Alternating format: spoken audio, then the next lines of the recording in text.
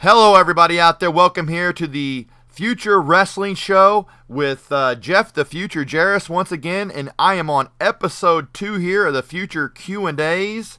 And last time I had the Tennessee stud Ron Fuller, if you haven't listened to it, but today I get to interview, Q&A interview, the legendary, well, some know him as Sergeant Buddy Lee Parker, some know him as DeWayne Bruce, some know him as Sarge. What do you like to go by? Just call me Sarge. Heck yeah, I call him Sarge, so I'm really proud to have you on this show. You're definitely legend in the business. Everybody knows head trainer one point at the WCW Power Plant. I had a nice career as well in the ring. I'm sure you're well respected between all your peers, I'm sure. There may be a few you might have a problem with, but... No, that comes with territory. Well, so. Yeah, it definitely does. I mean, nobody realizes what really goes on behind the curtains, and we'll get to talking about that. Okay, but I'm just going to kick right into it here. In 1989, you came into WCW, Sergeant Buddy Lee Parker with James Earl Wright. Am I correct? Yes, but I've already been to WCW before. Okay, so what before did you do in WCW? Where did you actually come in and training at and everything? Jody Hamilton, the Assassin, and Nick Patrick trained me. So I worked a full-time construction job during the day, went to school 3 nights a week, and then wrestled on the week for about 2 years before I ever got to go to NWA. Okay, so you started out in NWA just as yourself, or what was your name there when you first started? Bruce. You were just DeWayne Bruce or Bruce? My first match was the Iron Sheik. Oh, heck, man. How did he stretch you out? Yeah, he stretched me out, but he hit me over the back with a flagpole. I had a whelp on my back about 2 weeks.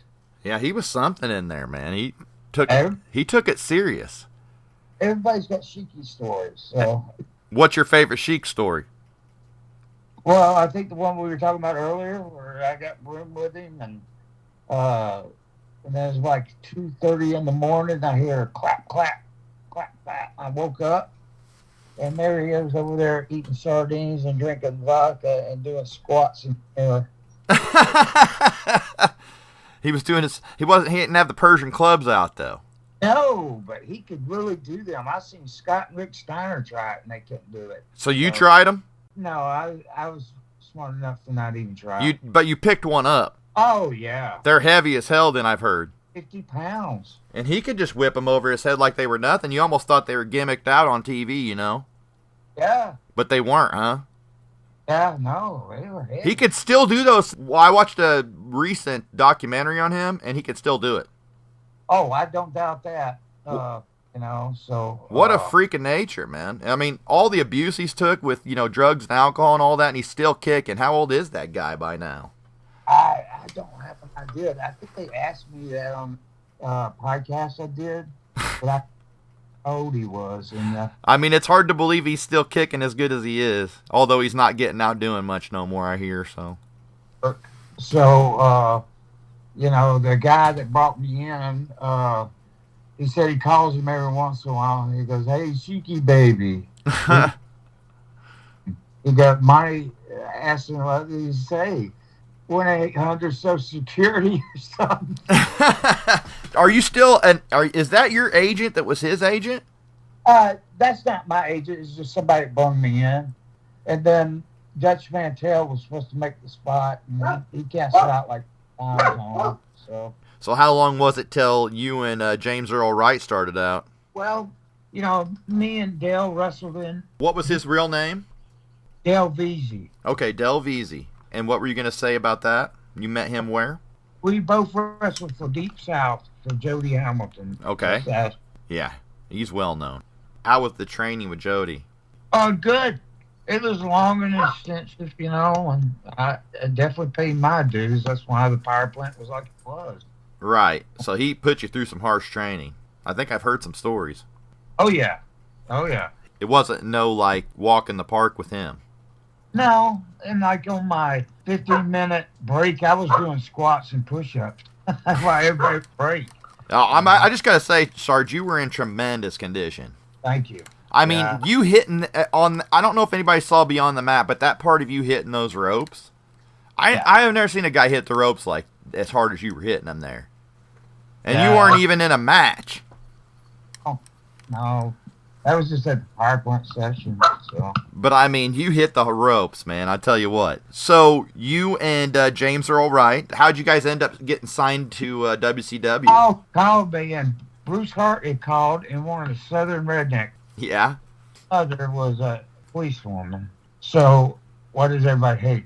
Georgia State Patrol. So, we actually drove up to, they were supposed to send us tickets, but we heard about what all was going in the vans and stuff. Right. We didn't want to be in part of that. So we actually jumped in my Pontiac Bonneville and drove from Atlanta, Georgia to Canada. Whoa. And then we got there, Stampede. That's where it was at. So we got to the border, and they didn't have any paperwork. We stood there like 3 hours. And then they finally got paperwork there. We went and drove and saw the crazy little place they were going to put us in. And then we went to Stampede, where they do the horses. That's where they were filming at. And we pulled up, man. I seen Davey Boy getting an MG midget. I was like, damn, your head was above the window. How are you driving that car? But anyway, it was like a freak of nature, So what was he driving? Like an MG. Oh, my. So he was way too big for the car. Oh, God. He had took up both sides. That's hilarious. Then we got in there, and Bruce Hart got in a fight with Dynamite Kid on the road, and he broke his... So he wasn't there. And they promised so much American, right? Right. They put us out there. We're pretty mad by now. So we go out there. Unfortunately, we beat the heck out of some guys. Unfortunate for them. And then we tried to get in touch with him. Finally got in touch with Stu. Sometimes it's not what you make, it's what you save. So we went out second match, and they put the belts on us right then. And we were like, I'll see you tomorrow. And I forget where we were at. But it was like, no, you take the belts with you. We don't need them. Right. He didn't take the belts with y'all. He's like, no. I'll take the belt. So we jumped in the car, and we didn't call. Figured a couple of weeks we'd be broke up there. Right. So all the way back to Atlanta, Georgia, and Dale lived in Albany. Drive after he got to my house. And then we got the opportunity to go to WCW. We come up with gimmicks, everything.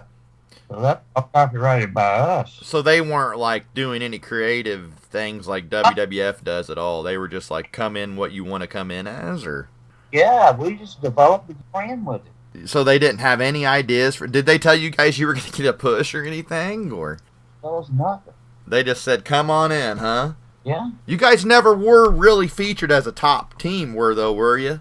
We had some great matches, Never got a chance really to have the titles, though. Well, we wrestled Scott and Rick.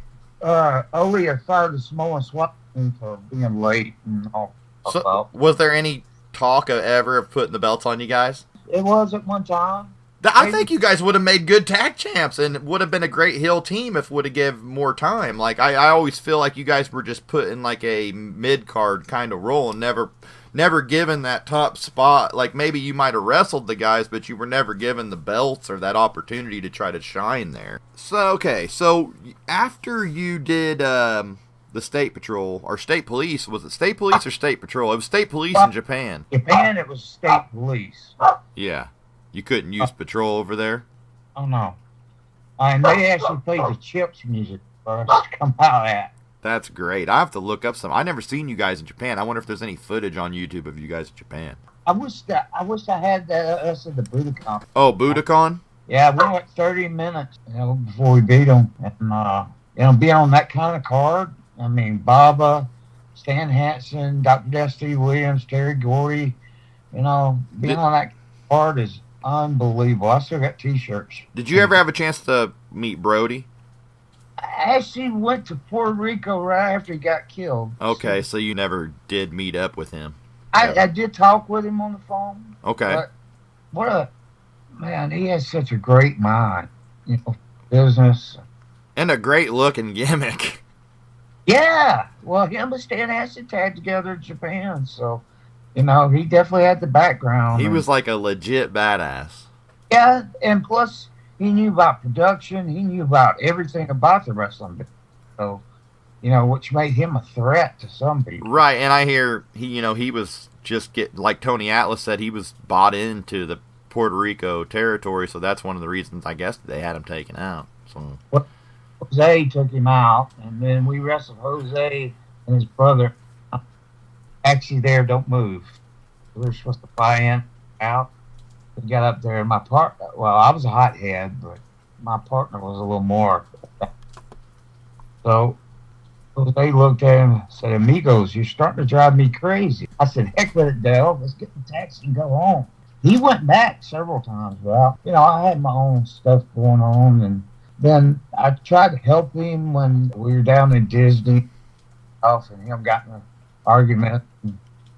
I tried to help him, but at that point, you can't. You're throwing yourself underneath the bus. So after Puerto Rico, what did you end up doing then? Well, I was still wrestling for WCW and training people and stuff. That's what I wanted to get into, the WCW run. Okay, so what is the deal? And I know a lot of people wonder about this. What is the deal with Braun the Leprechaun? And I got to tell you something right now. Even my friend said that he actually liked the gimmick and thought it had legs, but it just wasn't used right. And I've heard that about some other people. No, that was because of Eric Bischoff. Yeah, but okay, so what was the... Jimmy Hart and Kevin Sullivan come up with that. Jimmy Hart was like my manager. Right. So, I'm going to break it down just short and sweet.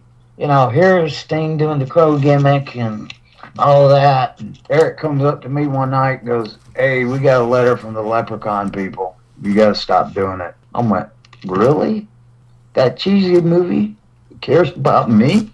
Anyway. So the Leprechaun movie itself didn't like it. I see. Oh, Warwick Davis. Yeah. But there's Sting doing the Crow gimmick at the same time. And they didn't care about it, supposedly. Of course, he's a top name guy. Of course. That's crazy. They made you stop doing that because of the Leprechaun movie. I wondered if you just did that yourself or not. But I know people that like the gimmick. I know sometimes it gets some slack, like as being a bad gimmick or whatever. But you did a hell of a job as it. You just kind of...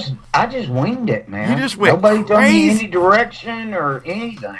And I just come up with how I acted myself. Did you hear Eric Bischoff talk about it? Yeah. How he called you a cracked out little leprechaun. He loved it. Yeah.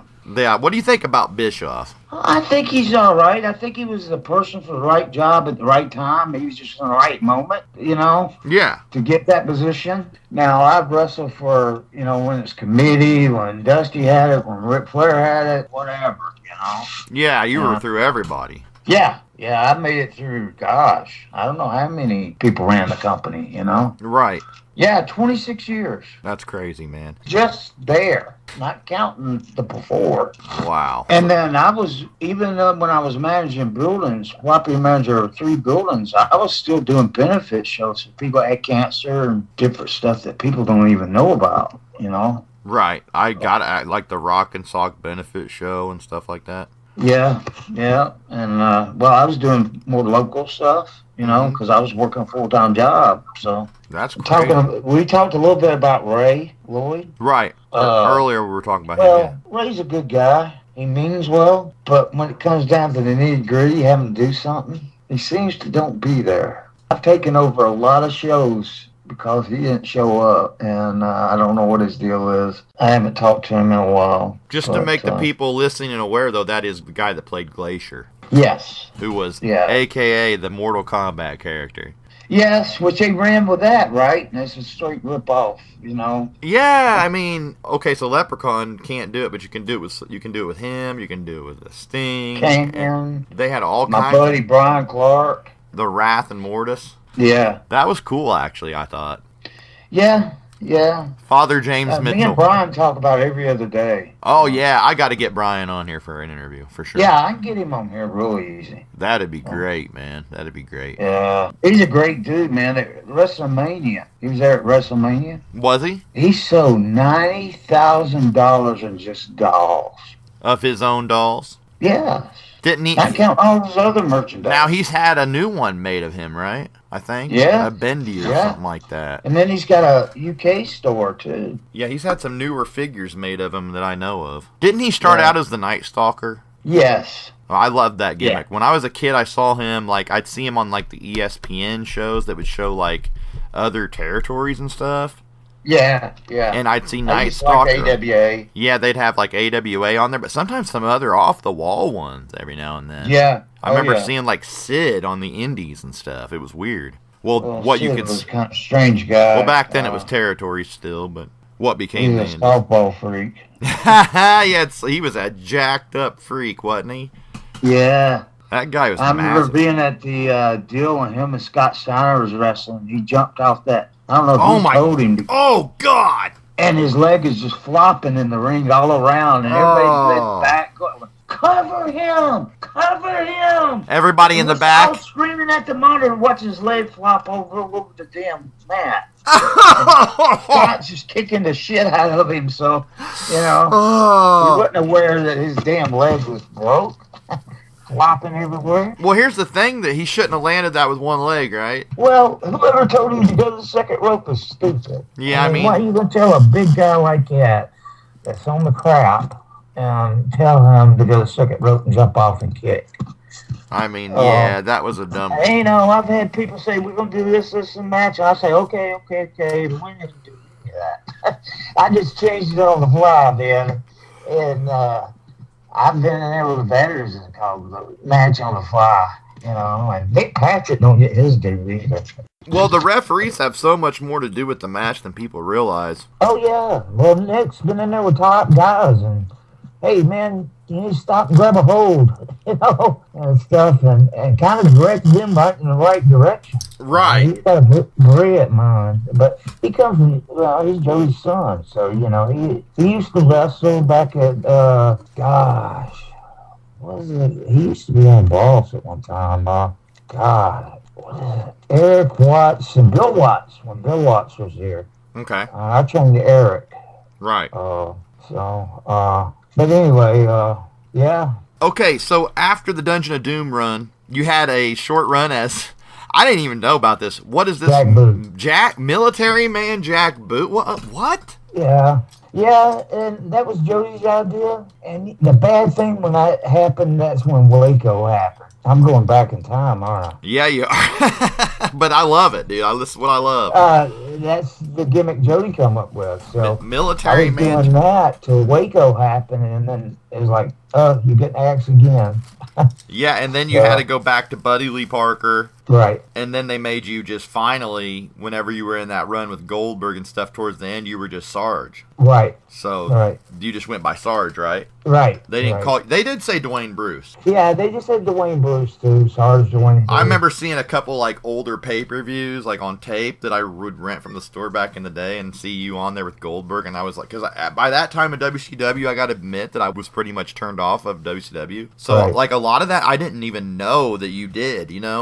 I've known for years now, but I didn't know till like later on in life. Well, the wars between WWF and WWE was tremendous. That stage of deal, that's when, Steve Austin left WCW, went up there and did the King deal for a little while, and just because I rode with him, and he was driving like a '66 Ford truck, and they go, "Well, you're the U.S. champ. You got to come in here and stop." I said, "Hell with you! I come wherever I want to come in." Come old Stone Cold. And then you see him. I seen him at Walmart or whatever, because we used to hang out and fish together and stuff. And he was just shaving his head. I was like, Steve, what are you doing? Oh, Sarge, I'm about to go to WWE. You gotta come with me. I'm like, oh. But anyway, the history that he's made, No kidding, he's amazing. He's my favorite of all time, I would have to say. Well, he just came back for last WrestleMania with Kevin Owens. What'd you think of that performance? I didn't see it, but I've heard about it. I heard he took a damn suplex on the concrete floor. He did. He was bumping all over. He was doing stuff that I never thought he would. Yeah. Well, he's got that fractured neck. Yeah. You know, Dean Malenko had that. And his knees Benoit aren't. had that. His knees aren't good. You know. Okay, so what was your last match in WCW? Were you facing Goldberg? It was a tag match. Me and Bill were tagging with each other against Lex and Buff. Yep, that's what And that's when I was supposed to turn on him, but nobody ever told me that. Okay, so you were supposed to. Until we were like going to the ring. And you didn't want to do it, or? Well, I didn't have time to process it, man. Yes, I would have done it in a minute. I mean, that would have shot me through the atmosphere, and I could have made a lot of great money for my family, you know. You know, I've had 12 concussions I know of, and probably a few in Japan where I didn't say anything. So I used to get headaches really bad. Post-concussion syndrome, yeah. It was just a combination of everything, you know. It's just like, really? You know, shouldn't somebody said something before now? Yeah, I mean, really, they're going to tell you right before you go there. I heard WCW was really like in disarray like that, so.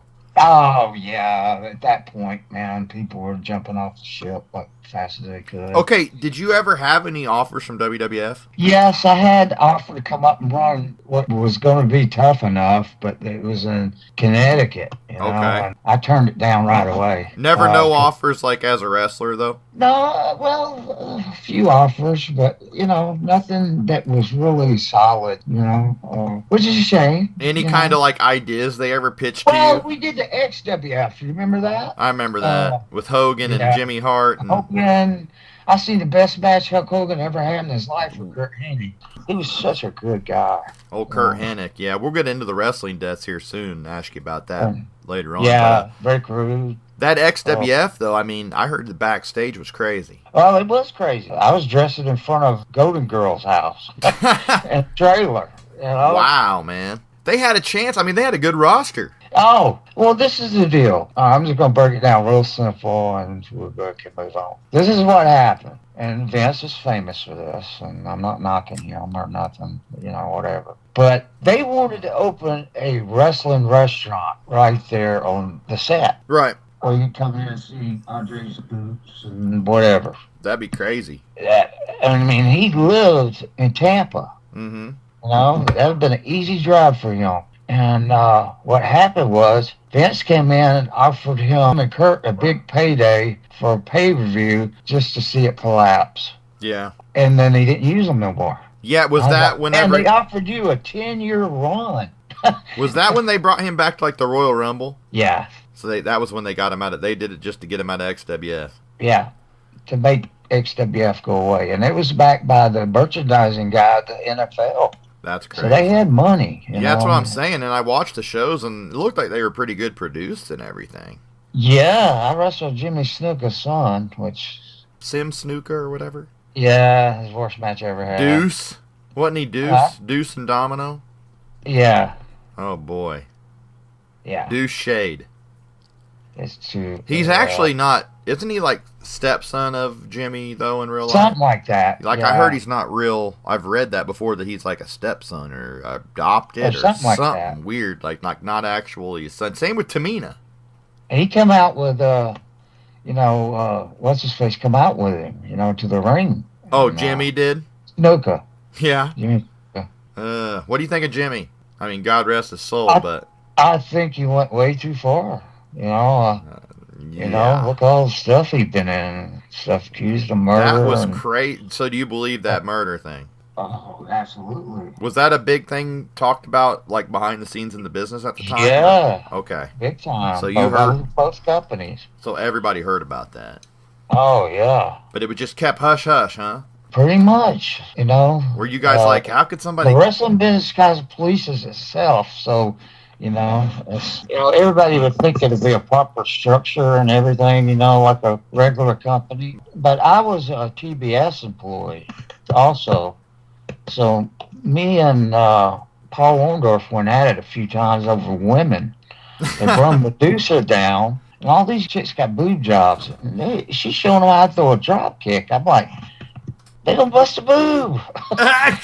Teach them how to run the rope first. No joke, man. Show them shit that you're going to actually use. Medusa. So me and her and Paul went into the damn office screaming at each other. I said, the hell with it. I'll go to HR. That's some bullshit, And then next thing you know, Medusa was gone. Stuff. Medusa Maselli. But she was a pretty good wrestler, though. Oh, she was awesome, man. Yeah, I mean, she was... what was her WWF name? Alundra Blaze. Yes. Yeah. Did you like that run? Yeah, I thought she did well as Alundra Blaze. They just didn't push her good enough. They didn't put nobody in there with her. No, they didn't really give her the proper push. They should have put Sensational Sherry in the division then.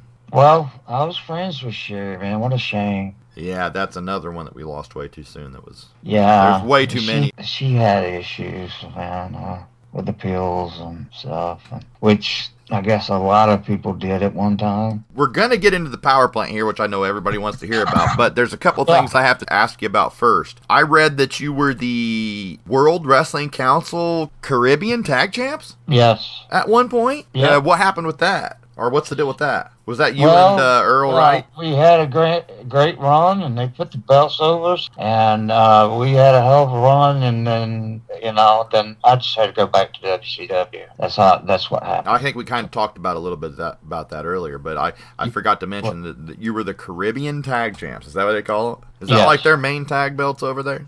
Yes. I'm not a huge... I don't know too much about Puerto Rican. Well, the only thing was inside was TV. Mm-hmm. Everything is at a baseball field. And my partner, Dale told me, well, you got to run to the ring. I said, I'm not running to the ring. And they'd be throwing spark plugs, bottles, all kinds of crap. Oh, they were just nuts over there, I heard. And they used to send the bodyguards or whatever to put us in the van because we was heels. And I remember being in the van and they're rocking the van, man. Weren't you fighting your way back through the crowd and stuff? Brody and them would come out whipping that chain and Abdullah the Butcher. They'd come out just trying to hurt people because it's like Vader over in Japan. He'd just come out running at them. They'd be scared of his ass over there. Yeah, I've seen Stan Hansen whoop half the crowd with the belt, with the rope and the belt.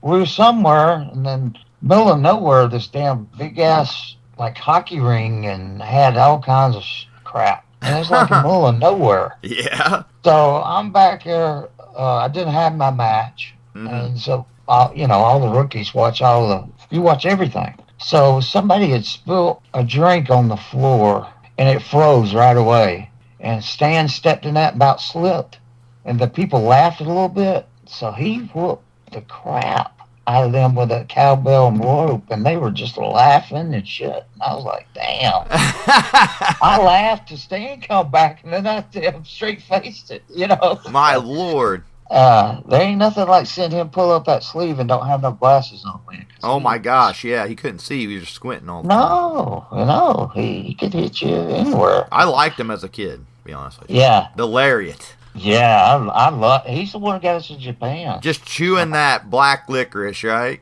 Oh yeah, and out cardio everybody. He wasn't chewing tobacco, right? Oh, he did. He spit on Lex Luger. That was real tobacco then? Yeah. Oh, I heard it was black licorice. No. Okay. It's real shit. Holy crap, man. That's a hell of a chew. Man, all of them chewed back in that day, man. That's nuts, man. You see spitballs all over the front. I don't know how we ever went to some of these buildings. Back to some of these buildings. Yeah, because you probably destroyed some places. And, Sting done painted his face. The Road Warriors done painted their face. They did their own. Yeah. Like they had a makeup artist or anything. Yeah, that was just everything you did was yourself back then. There was no creative team or seamstress or anything like that. You just ran with it, man. You better have some tights and boots or you're going to be out of luck. I took my gear everywhere I went, man. Right, man. Everywhere. Because you never know. They called me one time and said Conan wasn't going to make it. And said, we got to open an airline ticket for you, Sarge. When you get there, you're going to have to dress in the taxi. And I found a van taxi, and I changed into my outfit. Got there to Rosemont Horizon in Chicago, threw my bag against the wall, and went straight to the ring against Cactus Jack. There was no talking back in that day. You went, I think you might have talked about your old Japan run a little bit. Yeah. Traveled with Williams and Gordy. Yeah. And Stan Hansen, all the what they call gaijins rode one bus, and all the Japanese guys rode another. What'd you think of Williams and Gordy? I think they were amazing. I loved them, man. Great tag team. Yeah. Well, we were. What did they call them guys as a tag? Hollywood one time, man. Okay. You know, that's a big sailor port. So there's a guy probably a foot taller than Gordy and Dr. Death. Right. And we wore all them Zubas back in that day, you know. Right. That Dare wouldn't wear today. But he goes, they're letting the faggots in. And he turned around, that, big puffed up forehead. I said, what did you say? Can't believe he said it again. So he went straight arm, forearmed him. And I was standing to the left of him and punched me right in the eye. Holy cow. And then he goes, he just dropped everything he's doing. Sarge, you okay? Sarge, you okay? I said, fine, because I'm laughing, Right. And then the guy was getting up off the ground, and Terry Gordy come around the corner. Bam, bam, cleaned it up, and we went and jumped in taxi and flew our ass back to our hotel. Holy cow, man. Because there's probably about 3,000 people there by that point. Did you go to the famous Ribera Steakhouse? Yes. You have a jacket? A Ribera Steak jacket. My wife has got a Japanese doll and pearl earrings and necklace I bought for her over there. This doll's still sitting on top of my mantle right now. Who knows Did what they that's make worth. any action figures of you over there? Yeah, they sure did. What, State Patrol? Yeah, State Police. State Patrol action figure. I gotta see. I've never knew these existed. Then, after your whole Japanese run was over and everything, when did you start doing the power plant? I was sabotaged over there, man. You were sabotaged? Yeah. Let's hear it. Get me back at the power plant. Okay, wait a minute now. So you were in Japan before the power plant. When did that come up in your career? I was, what year? I was wrestling for WCW, and then I, also got paid for EA Sports for video games, and I also got paid from Japan. All at the same time. Yeah, if you could discuss your EA Sports thing a little bit. I don't think a lot of people know about I made that. 4 video games at EA Sports in Vancouver, Canada. And I shared some pictures of you and Bill doing the video game with the balls on you and the suits. Yeah, but Bill was just there for the launching of the video game. Okay. Him and Bam Bam. And, Bam Bam's another one we lost. Yeah. I mean, it's crazy. We just have a conversation for like 30 minutes and we're mentioned like 4 guys that have passed away. Well, I'll tell you, Dale Wilkes. You know Dale Wilkes? Dang, that's another one, man. But he had a bad pill problem. I had talked to Dale. I mean, and they were going to bring me on the green room, right? Right. Oh, I've seen that. Yeah, I've saw that podcast. And I was driving down the road, going to the gym, and Brian Clark called me. Pulled over, answered the phone. He goes, Dale Wilkes died last night. I went, you're kidding me. I just talked to him yesterday. That's amazing, man. You never know about life, dude. Here one day, gone the next.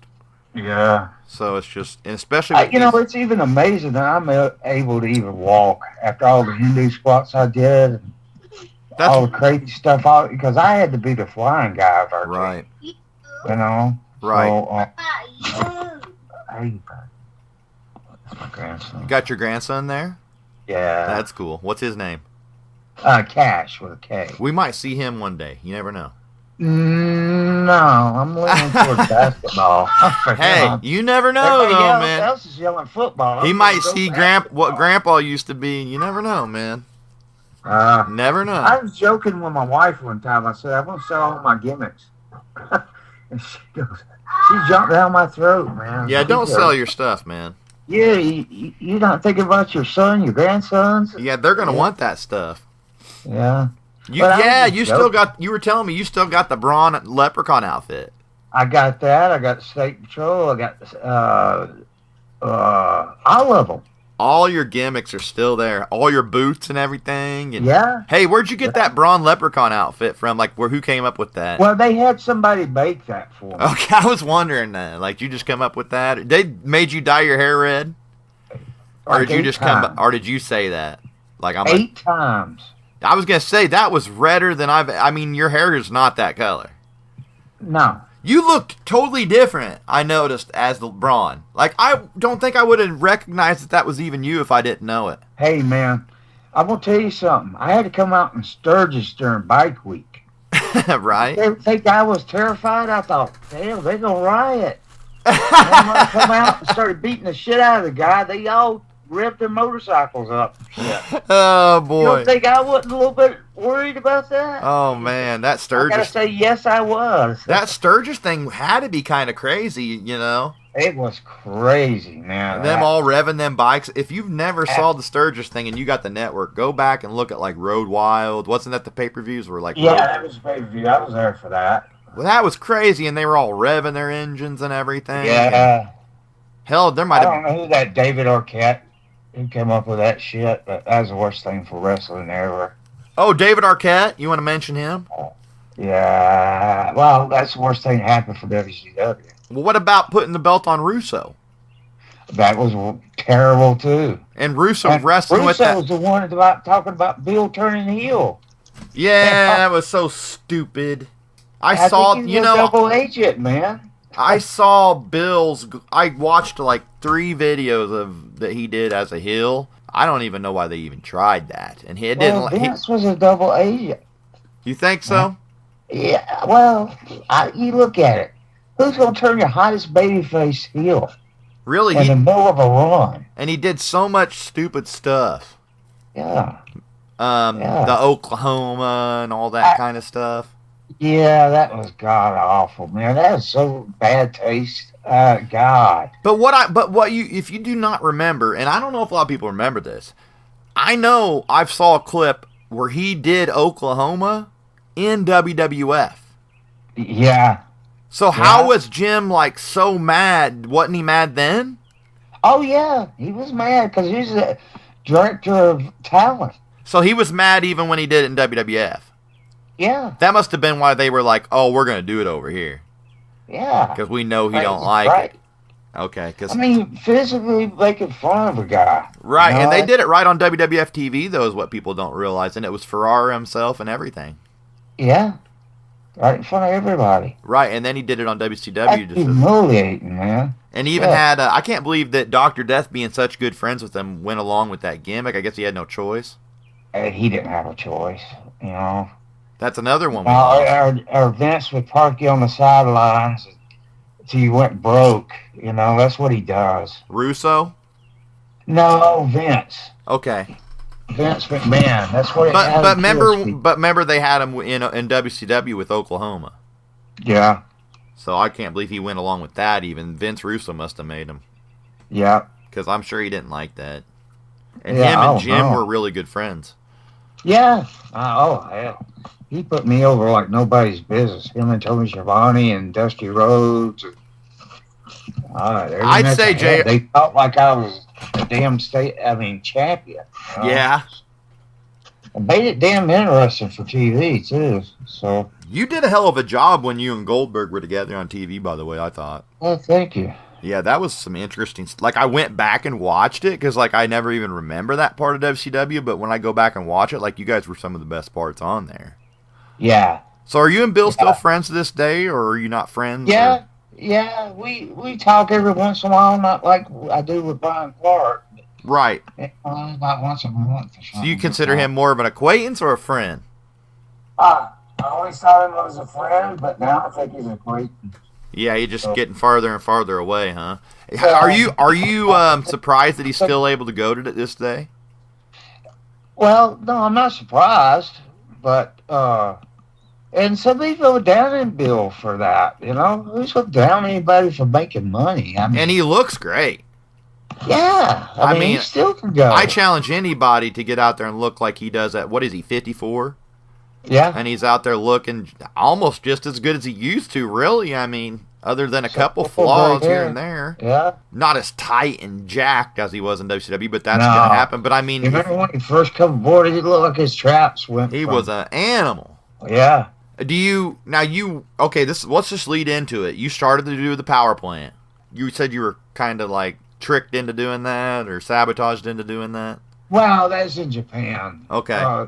The deal is, you know, and I hate to tell about somebody that's passed away, but anyway, Jody says something to Abdul the Butcher, and Abdul went to Baba and said, State Patrol wants to come 6-man. You know, we didn't know, I didn't know nothing about it. So I went to Stan. He goes, bridge is already burnt. I can't touch it. I went, how's that even fair? But anyway, that's neither here nor there. This is the past. So they said you wanted to be a 6-man tag, and you didn't like that. Yeah, he didn't like that. Was there even any plans? We already had a spot on the bus, man. You know. I mean, so, who the hell would you even have had as the 6-man guy? I mean, I don't know. I don't know where we came up with that. They just came up with the story to get you out of there. Yeah. Okay, so then you started the power plant, which a lot of people want to hear about. Yeah. Okay, so how did that? One thing I'm always asked about was the power plant. Yeah, and let's just do it. What year did you start there? Well, I don't know what year, but I was never given that position. I just took it over. Okay, so the power plant was started when? Oh, when I was trained. So that was back in the 80s? Yeah. That thing was going on that long. Well, Jody had it, and then, WCW got involved, and then we moved to Jonesboro. It was always called the power plant? No, not at that point. The second place in Jonesboro was called the power plant. That's where I trained Dallas Page at. Right. And Kevin Nash at the old place. Okay. And who's the basketball player? The big Gonzalez or Giant Gonzalez, El Gigante. Elegante. I trained him at the original place. That's crazy. And we moved off of Warehouse Park. Right. And and then they were coming down, seeing the talent, and asking me questions, and then middle of a episode of they're filling A&E, because this is always a danger then, because everything was a shoot. So exactly. So Paul Orndorff was out there. Two guys got in a fight. I had to pull them apart and shit. Then Paul comes to me, he goes, how did you arrange that? I didn't arrange nothing. That happens every month. That's every month. Yeah. Probably every other day. Yeah. I mean, I've seen people spear people through the wall and shit. I mean, and we just hang up another banner. Okay. Was there any, guys that actually came at you wanting to fight you? Because I've seen that you would just not cared. You were just one part I want to say is you told that one guy to go sit down Saturday night and watch you on the couch because getting to cut it. Did anybody get offended and come at you for this? No, nobody ever confronted me. Yeah, well, I wouldn't have wanted to test you either. Well, my wife had broke down at one time right in front of Georgia Tech. Right. So I took a guy in mechanics and I took Ron Reese with me. Right. So the guy was underneath fixing her transmission line. I looked at Ron and I said, what the hell are you doing? He goes, nothing. I said, start doing squats. And he did squats right there at 75 in front of everybody in the middle of the day. Do you think Ron should have had a better run? Or Yes. Yeah, you know what? At one touch and go, he could have been Paul White. Right, because I saw him doing stuff on the power plant video, moving around like I had never saw him do on the actual show. I couldn't get him to act serious. He's too much goofball. I tried to get him to be like John Studd. Yeah, he needed to be just a serious monster, and he could have really got over, man. And he would be working for AEW right now. He was just a monster. I had him, Paul White, Bill Goldberg, and I bounced from ring to ring every day. What about the Yeti? Yeah, oh, God, I don't know who ever thought of that. He just came out and dry humped Hogan. Him and, that was awful. Him and Big Show dry humped Hogan, right? Yeah. Basically. Sure did. I don't understand. That was the funniest shit ever. The funniest thing is they had him back on as the Yeti, but they had him in the super ninja outfit or the giant ninja outfit. Then they brought him back in the flock. That was probably his most notable run. Yeah, I never liked the blue jeans. I didn't either. I mean, that don't look professional to me. No. Even when Cena started doing the shorts, I had a chance to get John Cena one time, and they told me no. Yeah, but do you think he really would have been all right back then?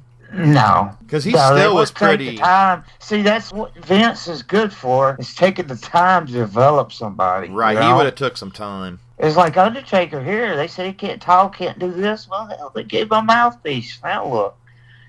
He says... WCW told him he'd never draw a dime, right? Yeah. Yep. Were you there when that happened? I had the last match with him before he went to WWE in Gainesville. He could not cut a promo then, could he? No. And he really has never been a huge great promo cutter. Paul Bearer helped him along. They always gave him mouthpiece, you know. So that's what Vince is.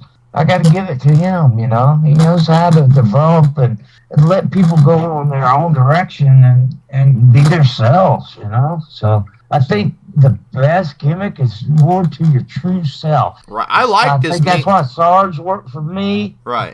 You know. Right. Well, it's kind of hurting as you watching The Longest Yard. There's Bill Goldberg and Bob Sapp. I trained Bob Sapp. Oh my. And all these guys are in the movie, and I'm like, God, I could be a heel guard in that movie. Really easy. What about Bob Sapp? It seemed like he wasn't coordinated. Well, he wasn't, but you know what? I showed everybody how to protect themselves, you know, as far as a shoot, you know. I'm trained that way, you know. So I always taught people how to do that. Now look at him. He's retired in Indonesia or somewhere. Yeah. You know? And he's doing commercials, all kinds of shit in Japan, you know. Right. What's the story on Batista? Well, this is what happened. Okay, he comes to the power plant. He's a bouncer at the T Club, making $100 a night. Right. And, you know, I knew he was talented, but see, WCW at that point had no developmental team. Right. You know, place for them to go to learn their craft. So I made him throw up and wipe it up with his shirt, just like I made everybody else do, man. That's part of my deal. Sir, I'm a dying carpenter, sir, and then cuss him out for saying it, you know? But, I don't know if you saw that part, but yeah. If I told you everything we're going to do on the phone and you choose not to show up in shape, shame on you, man. Yeah, I heard you say that before. Like, you're going to tell you everything that they got to do, but you don't show up in shape. I mean, what are you going to do? All right. Matt Hardy and them come down at one time, but they were $160 then. I think they still are. But, see, WCW wasn't any developmental people. They were looking for stars right then, you know. They were wanting the next Goldberg. Yes. They wasn't looking for this guy could be something in the future. Let's put him over here, be married to somebody for a while and learn their deal.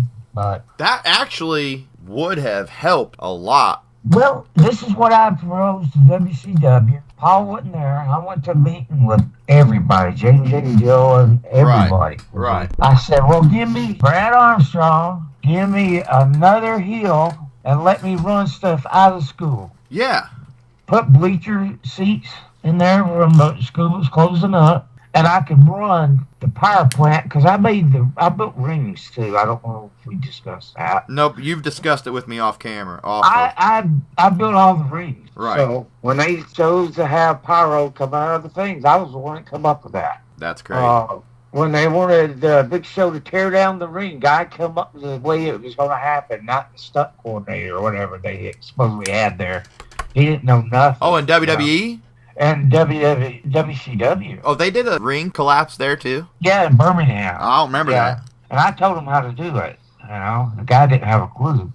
Hey, there's one guy I want to ask you about. Good old Klondike Bill. Yes. Is everything true that Shivani says? Parking lot panties, all that stuff? Yes. Just a sick son of a bitch. I used to meet him, because I stay at home, man. I'd meet him to go do the ring, right? And they'd be in a hotel. I'd be at home. I'd drive at 3 o'clock in the morning and set up for 5. Right. You know, then I went to the gym. Right. You know? But he drove off the loading dock with the truck. And then that same day, he was in the ring with my son. My son couldn't get him off his feet. Oh, boy. And they started selling for my son. I was like, this is crazy. Did Klondike... Did he actually wrestle at one point? Yes, he's an ex-wrestler. And then he wanted to be around the business. And then he was just on the ring crew. Yeah. Yeah. A couple people I wanted to mention. Okay, you said Batista failed. Anybody else that failed that we would be notable? Hardy Boys. Right. But like I said, they were $160 like they are now. So WCW, you had to weigh at least 190 to even get a look. Where they would even let you try out. So there's anybody else that came through there that was on like Batista's level that didn't make it, that made it later? Not that I remember. Okay.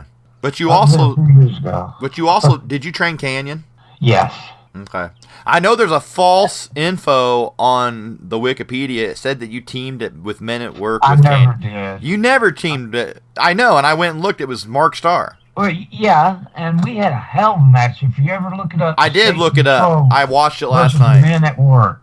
Watched it We last tore the night. house down. Man. That was a good match, man. But I was just trying to look around to see if you were actually on Men at Work, and I was like, he has never been on there. No, they burned that up at the podcast in New York, and no, I never. I knew you weren't. I knew it was false, but it's on there. So that's Wikipedia for you, though, because I looked at about everything that was on you there. also could read on there that I've been married 3 different times, got 3 different kids. I didn't even read into that. I just was looking at what. I'm just telling you, it says that. So. Okay.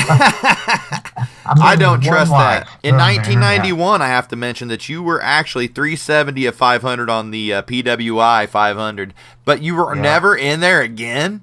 I don't know. I don't remember. That's amazing to me that you were never, ever considered in the 500 but one time. I mean, that's one thing I wanted to try to clear up. There had to have been other times. Oh, there's multiple times. You know, they got some video out somewhere. I don't know where it is, but why come Sarge is in the WWE Hall of Fame? No. Well, I've been inducted to the WCW Power Plant Hall of Fame. Yeah. Boy, and that took. Why weren't you like one of the first people inducted into the Power Plant Hall of Fame? I don't know. It seems like a long way. Kiwi called me and told me about it and stuff. I still don't have a ring to this day, but everybody else has been in the Power Plant's got a ring. So. And you should have been like one of the first guys. Yeah. In my opinion. I mean, congratulations, though. That's my opinion, too. You should be in the WWE Hall of Fame. I mean, they put Coco Beware in there, so. Yeah, well. He didn't do too much except carry a bird to a ring. Yeah, that's true. You actually trained people in the power plant, future stars in the business. I trained with Triple H at one time. Yeah, Paul Levesque, whenever he was Jean-Paul. Well, I got him when he was terrorizing. Terrorizing. He's god-awful. You didn't think he was that good then? No, they had me go to the airport and pick him up. Go do TV, and he was horrible. He ended up being pretty decent, though. Oh, yeah. I mean, he was doing that Paul Levesque deal. He's about $1.70 then. Yeah, boy, he really... Yeah, you could tell he got jacked up later. Yeah. Well, God bless him, man. Shit. It sucks that what happens to him. I can't wrestle no more and stuff. Yeah, with his heart. Well, this many years of stuff on the road, that some people should have said, wait a minute, But, it's just like when Benoit was doing the headbutt off the top. We talked about that on that podcast. Right. Yeah, maybe somebody should have said, well, maybe we should change his finish. Right. But they were getting what they wanted, so they didn't care. So. A couple other people I've seen. Did you really train Tori Wilson and Stacy Keibler? Yes. Oh, boy. Sure. You're one lucky man, I must say. Well, I want to tell you a funny story. Remember Badeja that used to come out with Scott Steiner? Was it Asia? No, I trained Asia too. Badeja. Okay, I vaguely. Scott Steiner's freak. Vaguely, because she had about 3 of them. Yeah. Okay, so I think... trained her too as well. All right. And Skipper got on the phone one day to my wife and goes, Sarge, Mrs. Sarge, Sarge got here doing her coronas with Badeja all day long. Oh, boy. me and my wife still laugh at that to this day. Alex Skipper you trained, yeah. Yeah, and Mike Sanders and all of them. All the natural born thrillers. Yeah. Mark Jindrak, Sean O'Hare, another one that we lost. Yeah. Chuck Palumbo. Yeah. Mike Sanders, underrated as we talk. Yeah. Especially, I think he could have been a great manager. Well, they put him in that role of that he was the manager of WCW at one time. But he could have been great, like you said, as a mouthpiece for somebody, though. Yeah, he was great. For a guy like Undertaker that couldn't talk. He didn't even he would have been great at that. He could have bumped, and he would. He did everything. He could have been like I basically made 4 video games with people out of school. Okay. And I took Bobby Eaton along because they were going to fire him, just so he'd have a job. Was this when he was the Squire? No, this was after Earl Robert Eaton. Squire was Dave Taylor. Several times. Hey, Sarge, will you do us a favor and put him over tonight? because we about to lose him. I'm like, shit, he's a legend. You don't think I would? Shit, I'll do it in a minute. Right. And I've wrestled Owen Hart. I've wrestled God, everybody. Everybody, the whole COVID and down below. you also know Dave Taylor well, right? Oh, yeah. Him and Regal. Oh, yeah, I love working them guys because we didn't talk about nothing, man. We just winged it, you know? How about William Regal? Yeah, Regal was awesome, man. And you even Yeah, mentioned that. I love the matches with him, Fit Finley, Regal, Dave Taylor, and them guys because we didn't say nothing to each other. Yeah, it was just on the fly. We just winged it, you know, and that's it. That's the way it should be done, really, I think. Well, I trained Dallas Page, you know, but him and Eddie were having a match right before Christmas. And he emailed the whole match to Eddie right before Christmas. And Eddie's going like, what are you doing? Right. I taught him better than that. Okay, so I think we pretty much talked about Power Plant. I don't know anything else you want to mention about the Power Plant? How did that end? I don't know. There's probably 100 and something people or more. You know, I trained Kevin Green. I trained, there's a guy from Chicago's in bad health, Mongo. Yeah. Jeez. I trained a lot of people. Carl Malone. Yeah. They sent them to you, didn't they, Rodman? Yeah, Rodman. How's he? What a freak. I mean, really, you gonna send him to Korea? Are you a fan of Hogan? I was at one time until he started doing that reality show. How about Ultimate Warrior? I was a real fan of him. Everybody hated him because they put that 4x4 underneath the ring, and everybody tried to avoid that spot in the ring, but everybody getting hurt. I was a fan of Macho for a long time until he got to be like 248 and dropping that elbow off the top. Oh, my Lord. He got jacked later on. You know, we used to actually have a book. We didn't put things in a phone because, you know, we didn't want people to get other numbers. I found it the other day, and I was like, I looked through it, and I got so depressed. I was like, God, 3/4 of these people are dead. Yeah, and that's one thing that we might as well just get into right now. What do you think is the deal with the dead wrestlers? I mean, I'm thinking it's the schedule, it's the uppers and downers that the guys did then. If you watch the podcast with Monty, I discussed that. And like I talked to Chris when he broke his neck. Right. Wrestlers don't like to talk about deaths because they don't want to face what they're going to face. Just like race car racers don't want to talk about the hospital, you know, because they don't want to face what they may face, you know. So I put my body through heck just to train other people, you know. That's why I said it. One time, a guy challenged me to a squat contest. We did 1,750. Jesus. Dropped him, talking shit over the top of him, sweating all over it. My Lord, dude. I don't know how many Hindu squats I've done. Necessarily squats I've done in the weight room and leg presses and all that other stuff. I have to wear titanium knee braces to this day. So I asked Ron about how his health was. What would you say your health is? I have my good days. I have my bad days. Like right now, I'm holding the phone and I can constantly tremor. Yeah. You know, I do a lot. Well, it's a lot of trauma on the body in the ring that people don't realize. And then my memory's not so great anymore. I can remember stuff 20 years ago. I can't remember something happened 5 minutes ago. So are you a believer in the whole concussion? Oh, yeah. Okay. Oh, yeah. They just didn't know about it then, so. No, they just didn't know about it. Guys just taking legit unprotected chair shots and stuff. Oh, I've taken plenty. Yeah, I bet you did. I mean, like we discussed before, I've had over 12 concussions I've been to the doctor for. And probably, I don't know how many when I was in Japan or something. I didn't say nothing. In the power plant, do they teach how to take a chair shot and all that? Well, I taught people how. Okay. You know, what the bad thing is, Bret Hart still blames me for getting him to hit in the head for Bill Goldberg, man. Yeah, that's what I wanted you to discuss that, what you think about Well, you come from the Hart family, you know. You come from the Dungeon. This guy's getting the biggest push over Hulk Hogan and everybody. And he's jacked up at 285, and you don't know to get your hand up when he kicks you. It's Bret Hart's fault. He didn't even put his hand up, yeah. No, I mean, I shouldn't have to go to Bret Hart and say, hey, you know, you might want to protect yourself on this. I figured he knew. Right, and it didn't look as bad as what, I don't know. No, it didn't hit him full blown. It looked like a worked kick. Yeah, it did. And I think he just milked it out to get his contract. Yeah. You're not a big Brett fan, then? I've never, I was a fan of his at one time, but I've never been a fan of him since he come to WCW. I think at one time he was great, but I heard about his house. I mean, he's got it all decorated around him. I'm like, really? It's just all like Bret Hart stuff? Everything. That's crazy. And he is all about himself, though. Yeah, he is. So he flat out blames you. Yeah. Because you didn't train, he says you didn't train Goldberg good enough, or? To protect his partner. Well, ask him about all the other guys that you've trained that haven't hurt nobody. I mean, this guy is getting the biggest push of anybody. Right. Right. And maybe they should have had me go with him on the road much more to talk to him, Right. And because I could have greatly served him, talking him through stuff, But, things are what they are. Things happen as they're going to happen. I don't blame Bret Hart.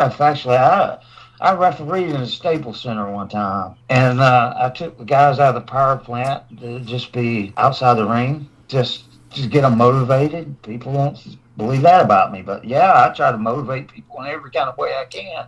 Right. So I took them as security guards. Nobody wanted to take a bump. Dallas Page, Sting, or Bret Hart. So what does that make me? The bouncing referee. Yeah. Yeah, I basically took all the damn bumps. Yeah, you were taking bumps. You were a bump. I backed into the ropes. Dallas Page gave me a clothesline. I went to the top rope. I went down to the floor. The guys picked me up, threw me back in the ring. Right before I made the 3 count, Bret Hart broke it up with a chair.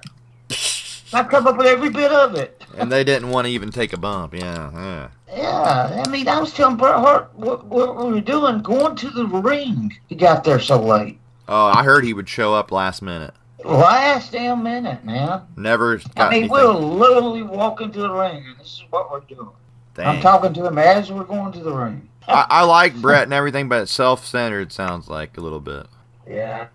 I mean, I like him for as a wrestler. I just don't like him personally. Did you know Owen Hart? So I wrestled Owen plenty of time. What'd you think about his death? I thought it was a damn shame offense. Like, what was the point of that, And the point is, they stayed on the air. Wow. And they didn't cut it off to a commercial. That's... God. I mean, I hope somebody have the courtesy to do that for me one day. I mean, the thing is, though, like, he shouldn't even have been up there in the first place. So. No quick release thing with a cape, man. I mean, why even try to experiment something like that? He can't see nothing. He can't, he wasn't used to being in a mask. Right. Jody's used to being in a mask. Right. But it was goofy to even have him as the Blue Blazer. Yeah. He hated that gimmick anyway. Waste of talent, man. Yeah, it was. Waste of a nice human being. I'm glad to see A&E is taking Owen Hart deal. AEW, I'm sorry. Yes. I'm glad to see they're at least honoring his memory, Now, I heard you tell me offline, I mean, what do you think about the current product? I like the back, with the Dragon and American Dragon and the Blackpool. That type of stuff. Yeah. Because he's different, he's different. All that's different than everybody else. But then you watch in the same show, they have an 8-man tag, and everybody's doing these planches over the top rope onto each other. They just kind of gather together, and then it's all the cruiserweight move. I don't think that's good for the business. It used to be you didn't go outside the ring unless you were a main event. Right. You didn't do stuff like that. You left that for the top stars. It's almost like everybody does cruiserweight matches. Yeah, that part of it I don't like. I'll just be honest. Although CM Punk's had some classics. Oh, what a talent, man. Him and MJF with that awesome dog collar match fight. Oh, yeah. Yeah, he's definitely a talent, man. And there again, Vince didn't know what to do with somebody. So yeah, he could have been a star for years for them, so. Oh, God. I mean. Instead, he wanted him to work an angle with Kane. So. Yeah. I mean, at that point, Kane was pretty much a non-factor. Yeah. Okay, so I got a couple more things here. 2003, you opened the Super Power Plant? Yeah, bad mistake on my part, but it was recommended by Bill. So I thought the guy was legit. I should have checked him out a little bit more. And he didn't have all the sponsors that he said he had, and we struggled for 2 years. I put a damn good product out, man. I used Larry Zabisco and Scott Hudson to do my color. I was using Rick Steiner, Scott Norton, Dave Taylor. And was that okay, that was the Super Power Plant? Yes. It was actual show? Yes. Okay. I got the pilot in there sitting on my desk. Oh, I'd love to see that. Drive. You need to upload that. Yeah. They've been trying to talk me into it for a long time. I want to see it. That same night, my mama passed away. Kind of a bad memory. Had a heart attack and all that. It really is. And the only other thing that I could find past then was in 2006, you did the Rock and Shock benefit show. Yes. And also in 2011 was your final match. No, not the case. Okay, so when was your final match that you've had? Last match you've had? Probably about 9 years ago. Okay, so that's wrong then. Yeah. So you probably about 2013, 14? Yeah, something like that. And what was your what was your final match? We was doing a benefit show. Mm-hmm. The lady had cancer. Was that the Rock and Shock benefit?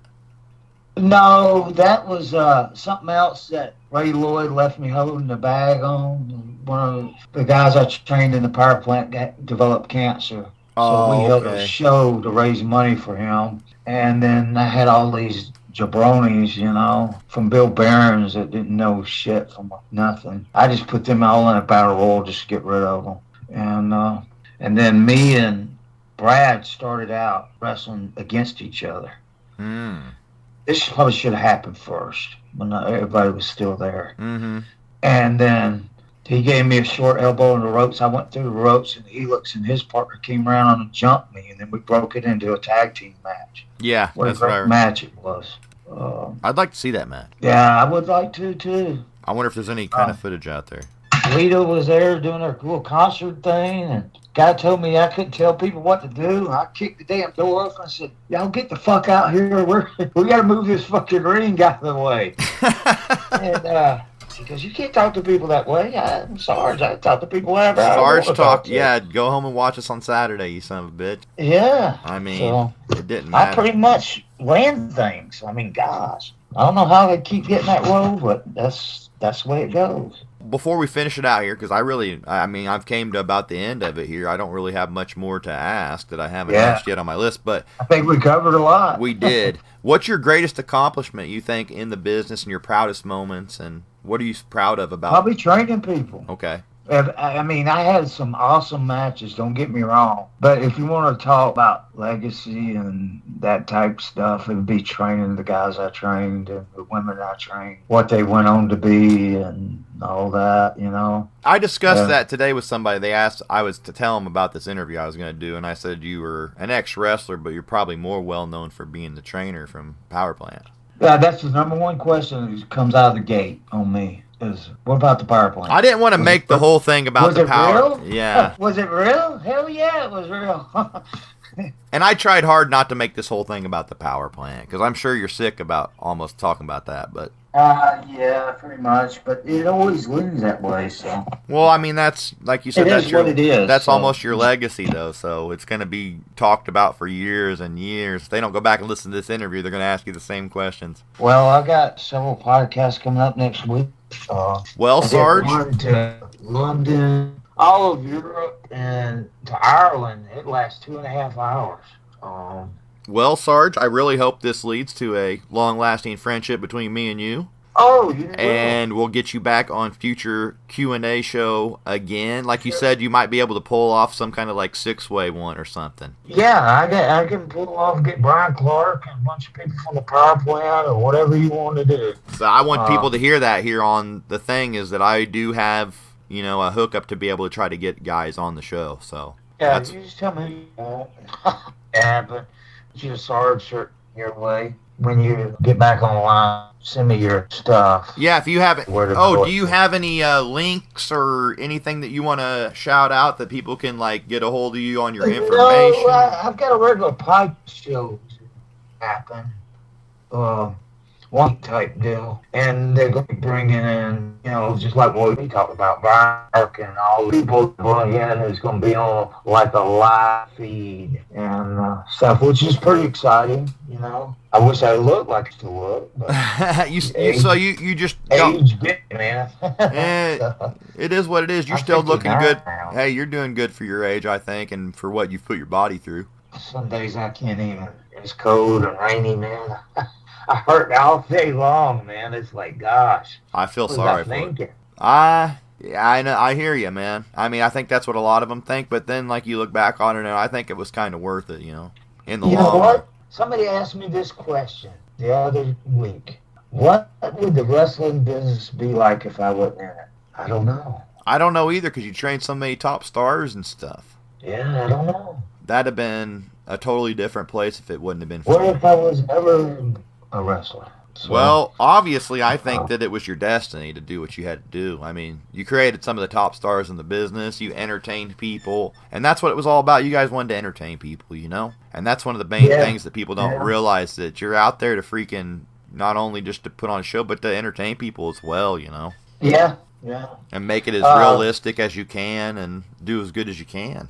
Well, if you search for a match, we had it out in Arizona. It was me, Dale, and against Junkyard Dog and the Rock and Roll Express. And I can't remember who the other big name guy is. If you get a chance to look at that match, I'll definitely go back It and pretty much tells you, who can wrestle, who can't wrestle, how to get the heat, and how to make a big comeback. So, yeah, Junkyard Dog, we lost him. I actually got him back in the gym training so he'd get back to WCW. You got killed in that car wreck. Yeah, trying to drive too far, man.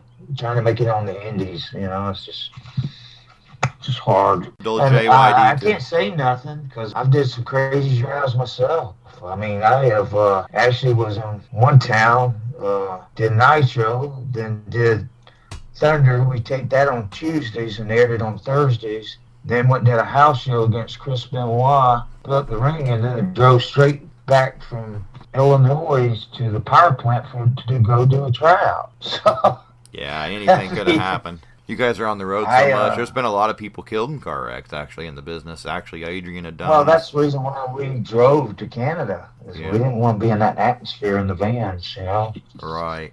They're taking whatever, and you don't know what they're taking. And yeah, I'm still friends with Adrian Street. Street's great, man. Exotic Adrian. Yeah. Well, he wrestled for Jody at one time, too. That'd be great to interview him, We're too. friends on Facebook. That'd be great to get him on. But I'm going to tell you what, Sarge, I really appreciate you doing this for me. And like I said, hopefully we keep the friendship going here and get you back on the show again like we talked. And, another episode of the future with a bunch more people. Have a party on here. Yeah. And people ask me all the time, why don't y'all do from one of these conventions, do a power plant session? I get asked that all the time. That would be great. You should do something. And I arranged for it a couple times, but then whoever was promoting it didn't want to pay for the hotel or. Well, maybe we can get just a bunch of dudes from power plant that you train and stuff on here and just talk about memories of it. Yeah, that'd be great. Oh, everybody's got their different phases of memories. So, generations went through the power plant. So. Exactly. So. That'd be something to look forward to. Yeah. But I really appreciate it, Sarge. Like I said, I'm sorry it took me so long to get this hooked up and get our interview going. It took a little time. Oh, that's okay, man. Stuff happened. Couple of technical difficulties we had there at first. I mean, I don't know how good this is going to be at the first 5-10 minutes when we had you on speaker. Right. A little shaky. The dog was barking. What has happened? And it's just like I said, if I don't give back to the next generation on that Feral show, who's going to do it? Because we're jumping through, I don't know, we're like in a time warp right now. Right. So, in fact, that training session, man, it turned out to be really good. Didn't have a lot of people. I wish you had about 10 times more people than that, but still, it was pretty awesome. They're willing to learn, so. Hell, this thing was taking bumps in the ring and shit. So I got a little fired up again. That's good. Maybe you make a return. Yeah. AEW I return. don't think my wife will let that happen. All right, Sarge, before I let you go. There is a Miss Sarge. That's right. And, man, you guys have been together, you said 42 years? 42 years last June. Married since you were 18? 18. Now, Yeah. and you said she deserves a medal, right? Yeah, Deb sure does. I mean, that's unheard of, really, in the business of marriage of 42 years. Yeah, I think Flair just had his 6th divorce. His 5th. I think he was on his 5th wife. Yeah, so he's like going that. on his 6th. Yeah. Before I let you go tonight, is there anything else that you would like to add to the end? I think we've about covered it all. I think we did, but definitely got to get you on here again. Like I said, the same with Ron and all them that I talked about. Yeah. We're going to have them come back too. So Okay. kind of maybe it'd be interesting you and Ron talking too. Yeah, I haven't seen him forever. Yep. Well, I'm gonna let him listen to this show. So Oh, I actually what do you have think about it? I actually have one coming up here, and I'm supposed to have it planned here after tomorrow. It's supposed to be any time. Les Thatcher. Oh, yeah, Les. Well, that's where Vince developed the territory for the guys to go to was Les Thatcher. Yeah, so I'm going to talk to him. Me and him have been friends for a long time. Yep. I don't know if he considers me a friend. I don't know. We're going to find that. I guess we're going to find that out. Yeah. Because he'll be my next guest, hopefully. Oh, for episode 3. He's a good guy. He's helping his son with the business or something, and then he has to. So after the 30th would have been the best for him, he said. So we'll see what happens. Yeah. But Sarge, I thank you. I hope you have a great evening, rest of your evening, and I hope to talk to you again, actually, man. one of the power plant guys are taking me to dinner, so. Well, that sounds good to me. I got to eat something myself. I'm starving. All right, buddy. I really appreciate you talking to me. I appreciate everybody listening to my gaga out there, and I hope you keep watching wrestling, and I hope it comes back to like the 90s, not necessarily back what it used to be, but somewhere in between. Where you had some psychology and... Yeah, where, you know how to get heat, you don't do anything in front of a referee, and I think they're really starving for that, you know? You make tags in a tag match. Yeah. You just work the psychology of it, It needs to go back. Just because they're a babyface don't mean a heel can't wrestle. Right. You just show them that you can wrestle, but he out-wrestles you. Gives you a reason to what? Cheat behind the referee's back. Right, but make sure the ref's back's turned. Get your heat, and then you got to keep the babyface alive. Right. You got to give him his hope spots, It's the old school psychology. It's like building up a story, You in the ring, you're supposed to tell a story, just like if you're reading a book, Right. And hopefully at the end of it, everybody's standing on their feet watching that babyface kick that heel's ass, And if you did that, I've changed from babyface to heel in the middle of the match just because they wasn't moving they were sitting on their hands. Yeah. And I think that's a lost art. Everything is too planned out. And just too. Some greatest things happen on the fly, man. And just they're doing too much. Yeah. Like, you don't need to do 15 moonsaults The in one match. Blackpool Club, I think, is the best thing going right now. Yeah, I do too. Danielson and Danielson, Moxley, and Moxley, and now they got Japanese guy. I can't think of his name. Wheeler Yuta. Yeah, Wheeler Yuta in there. it's pretty. They told a story about him. Regal slapped him or whatever. Blah blah blah. Next thing you know, he's in the tag deal. He's in his hometown. Then he wins the match. God. And that's what I always try to get WCW to do. Okay, got somebody from the power plants, put the TV crew in the back. Right. Follow him around and tell his story, Right. In fact, it was my idea to put a camera above the ring, and they never would do it. Now look at the NFL. You can see whatever you want to see. Yeah, that above the crowd shots are crazy. Yeah, that's so you're saying. Because if you grab a hold and you throw them off, and you do a tackle, drop down, leapfrog, hip toss, hell, people would love to see that above the ring. Exactly. So yeah, we've been over an hour on here, so I think that's enough. Okay. But till next time, Sarge, I really appreciate you getting on here, and thank you everybody for listening to this episode of the Future Q&As. Until next time, we're going to say peace out, guys. Thanks, Bruce. Cool. Thank you. Have a good one.